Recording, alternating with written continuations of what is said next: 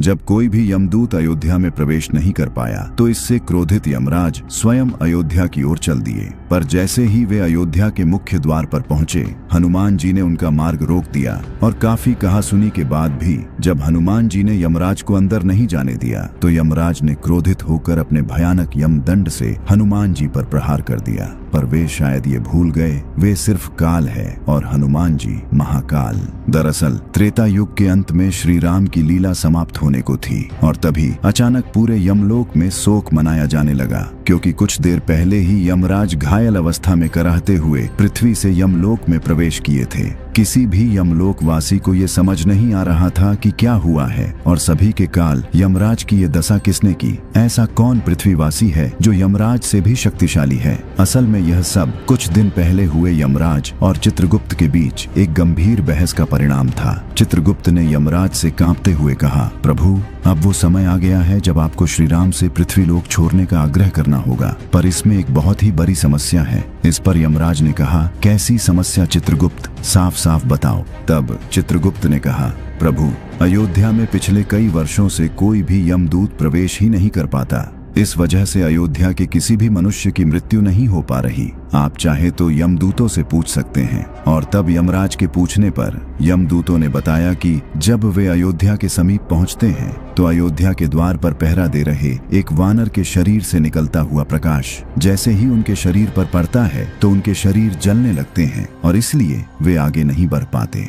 यह सुन यमराज के पूछने पर जब चित्रगुप्त ने ये बताया कि वो वानर कोई और नहीं स्वयं हनुमान है, तो यमराज ठहाके मारकर हंसते हुए कहने लगे, तुम लोग हनुमान से इतना डर रहे हो, मैं चाहूँ तो किसी के भी प्राण ला सकता हूँ, फिर वो हनुमान किस गिनती में है। और इतना कहते ही यमराज अपने महिष भैंसे पर सवार होकर अयोध्या की ओर चल पड़े। पर जैसे ही वे अयोध्या के द्वार पर पहुंचे, हनुमान जी उनके सामने आ गए। हनुमान जी ने अत्यंत विनम्रता से प्रणाम करते हुए कहा, हे धर्मराज, आप मृत्यु के देवता हैं, आपका यहाँ आना अशुभ संकेत है, कृपया बताएं आप यहाँ क्यों पधारे। राज ने अपने अहंकार भरे स्वर में कहा, हनुमान, मेरे मार्ग से हट जाओ, मैं यहाँ श्री राम से मिलने आया हूँ, क्योंकि उन्होंने अपने लीला की जो अवधि निर्धारित की थी वो समाप्त हो चुकी है। यह सुनते ही हनुमान जी ने दृढ़ता से कहा, हे यमदेव, मेरे प्रभु की आज्ञा के बिना इस नगर में कोई प्रवेश नहीं कर सकता और जब तक मैं जीवित हूँ कोई भी शक्ति मेरे प्रभु को यहाँ से नहीं ले जा सकती। आप लौट जाइए।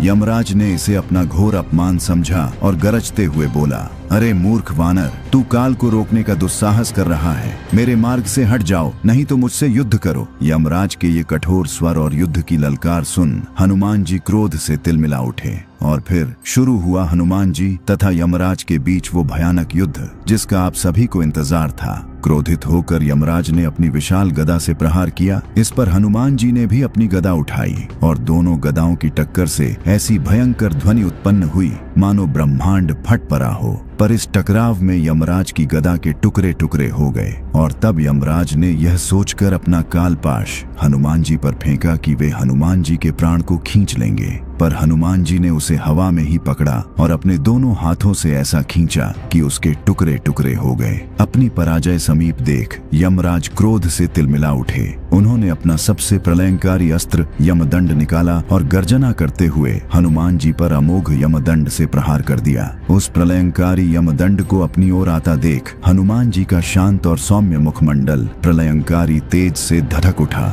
उन्होंने अपना रूप इतना विकराल कर लिया कि यमराज उनके सामने एक चींटी के समान लगने लगे और जैसे ही वह अमोघ यमदंड उन तक पहुंचा, हनुमान जी ने अपना विशाल मुख खोला और उस अमोघ यमदंड को ठीक वैसे ही निगल गए जैसे उन्होंने भगवान शिव का त्रिशूल निगला था। यह देख यमराज के होश उड़ गए और इसी समय क्रोधित हनुमान जी ने यमराज पर अपनी गदा से ऐसा प्रहार किया कि यमराज दर्द से कराहते हुए भागने लगे। उन्होंने युद्ध से पीछे हटना ही उचित समझा। यमलोक पहुंचकर भी यमराज कांप रहे थे। वे पराजित हो चुके थे और अब उनके मन में हनुमान जी को परास्त करने की तीव्र इच्छा ने जन्म ले लिया था। वे हनुमान जी से लड़ने के लिए अपने शक्ति को बढ़ाने लगे। उधर एक दिन हनुमान जी श्री राम के चरणों को दबा रहे थे और श्री राम सिंहासन पर बैठे कुछ सोचते हुए अपने हाथ से अंगूठी निकाल कर निहार रहे थे। तभी वह अंगूठी उनके हाथ से छूटकर फर्श की एक दरार में जा गिरी। श्री राम ने तुरंत कहा, हनुमान, मेरी अंगूठी गिर गई, जल्दी लेकर आओ, कहीं खो न जाए।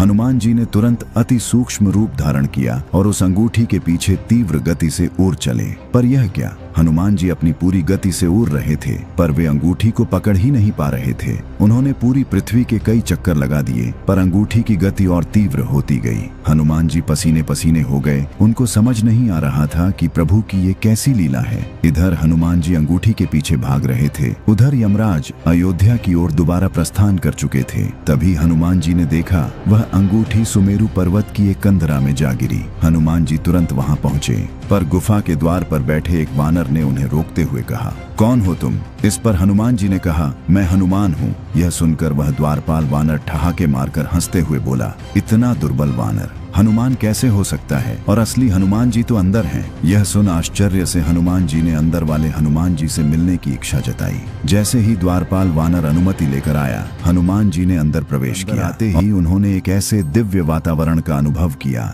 जो स्वयं श्री राम के समीप होने से भी अधिक मनोरम था। और तभी सामने सिंहासन पर बैठे एक अत्यंत ही दिव्य और विशाल हनुमान जी ने कहा, आओ हनुमान, तुम्हारा स्वागत है। इस पर हनुमान जी ने कहा, हम दोनों हनुमान कैसे हो सकते हैं? तो उन विशाल हनुमान ने कहा, मैं पिछले कल्प का हनुमान हूँ और तुम इस कल्प के, कहो क्यों आए हो? तब हनुमान जी ने कहा, मैं अपने प्रभु की अंगूठी लेने आया हूँ, वो इसी गुफा में आई है। इस पर उन विशाल देहधारी हनुमान जी ने अंगूठी की एक विशाल ढेर को दिखाते हुए कहा, ले लो, इसमें से जो भी हो। हनुमान जी उन सारी अंगूठी को आश्चर्य से देखते रह गए। तब अंदर बैठे हनुमान जी ने समझाया, जब जब पृथ्वी पर श्री राम अवतार की लीला पूर्ण होती है, श्री राम अपने हनुमान को इसी तरह अंगूठी लेने भेजते हैं और यहाँ वो अंगूठी 1 से 2 हो जाती है। एक हनुमान लेकर चले जाते हैं, दूसरी यही रह जाती है और यह लो तुम्हारी ये अंगूठी। इधर हनुमान जी इस लीला में उलझे थे और उधर यमराज अपनी पूरी शक्ति से अयोध्या के द्वार पर पहुंचकर हनुमान जी को पुकारने लगे। और तभी वहां एक आकाशवाणी हुई, हे धर्मराज, श्री राम आपका इंतजार कर रहे हैं। आप हनुमान के आने के पहले ही उनके महल पहुंचे। यमराज ने अपना वेश बदला और तुरंत श्री राम के भवन में प्रवेश किया। श्री राम ने उन्हें बैठने को कहा। तब यमराज ने प्रणाम करते हुए कहा, प्रभु, हमारा आपका ये वार्तालाप अत्यंत ही गुप्त है, इसे कोई न सुन पाए, ऐसा उपाय करे और जो भी इसे सुने उसे मृत्यु दंड दे दिया जाए। इस पर श्री राम ने द्वार की रक्षा का ये भार लक्ष्मण जी को दिया और कहा, जब तक मैं न बोलूं कोई मेरे कक्ष में न आ पाए, नहीं तो उसे मृत्यु दंड दे दिया जाएगा। लक्ष्मण जी द्वार पर पहरा देने लगे और अंदर यमराज अपने वेश में आकर श्री राम से उनकी लीला की अवधि समाप्त होने और उनके धाम प्रस्थान के विषय में बात करने लगे। लक्ष्मण जी द्वार पर पहरा देते हुए टहल रहे थे। तभी वहां ऋषि दुर्वासा आ गए और श्री राम से तुरंत मिलने का हठ करने लगे। और जब लक्ष्मण जी ने उन्हें रोका तो वे क्रोधित होकर पूरे अयोध्या को शाप देने की धमकी देने लगे। इस पर लक्ष्मण जी ने मजबूरी में श्री राम और यमराज के वार्तालाप में बीच में ही महल में प्रवेश किया। यह देखते ही यमराज तुरंत ही अदृश्य हो गए और इसी घटना के फल स्वरूप श्री राम ने जब लक्ष्मण जी को त्याग दिया तो लक्ष्मण जी ने सरयू नदी में जल समाधि ले ली। जब हनुमान जी प्रभु की अंगूठी लेकर अयोध्या वापस आए तो श्री राम सहित सभी परिकर धाम प्रस्थान करने के लिए सरयू तट पर थे। और जैसे ही हनुमान जी को सारी घटना का पता चला, उन्हें पहले तो यमराज पर क्रोध आया, पर बाद में इन सभी घटना को प्रभु की लीला का हिस्सा जान सब भूल गए। श्री राम ने हनुमान जी को कलयुग के अंत तक पृथ्वी पर रहने को कहा और इस प्रकार हनुमान जी तथा यमराज के बीच हुए इस संघर्ष का अंत हुआ।